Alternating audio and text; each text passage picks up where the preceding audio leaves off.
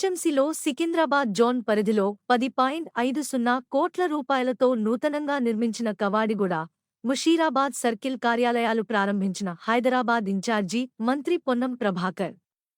కార్యక్రమంలో పాల్గొన్న మేయర్ గద్వాల విజయలక్ష్మి, రాజ్యసభ సభ్యులు Anil Kumar Yadav, deputy mayor Mothe Srilatha, MLA Mutha Gopal, GHMC commissioner RV Karnan, ఇతర ముఖ్య నేతలు, అధికారులు.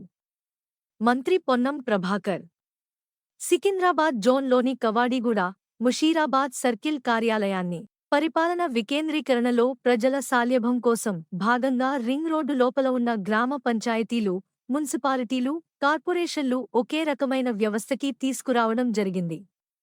ప్రణాళికబద్ధంగా అభివృద్ధి జరగడానికి ప్రజాపాలన ప్రభుత్వం అన్ని వ్యవస్థలు ఒకే గొడుగు కిందికి తీసుకురావడం జరిగింది.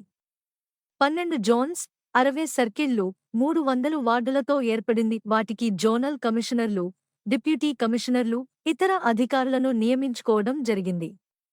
జీహెచ్ఎంసీలో విలీనమైన ప్రాంతాల అభివృద్ధిపై ప్లాన్ ఆఫ్ యాక్షన్ తీసుకోవడం జరిగింది. హైదరాబాద్ కాలుష్యం ఢిల్లీ లాంటి పరిస్థితి రాకుండా ఉండాలన్న ఒక కార్యాచరణతో ముందుకు పోతున్నాం. అభివృద్ధిని ఒక మార్గదర్శకత్వం చేసుకొని ముందుకు పోవాలనేటువంటి, ఎందుకంటే హైదరాబాద్ రాష్ట్ర రాజధాని. ఇక్కడ 2047 విజయంతో ముందుకు పోయేటప్పుడు దానికి అనుగుణంగా అన్ని రకాల సౌకర్యాలు కలిగజేసేటువంటి బాధ్యత ప్రభుత్వంకు ఉంది.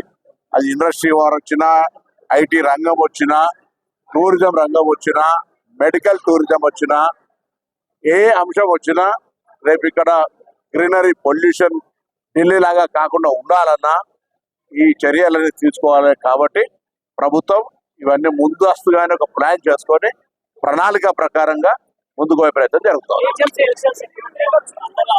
వాళ్ళ టైం ఉంది, టైం కాగానే ఉండాలి.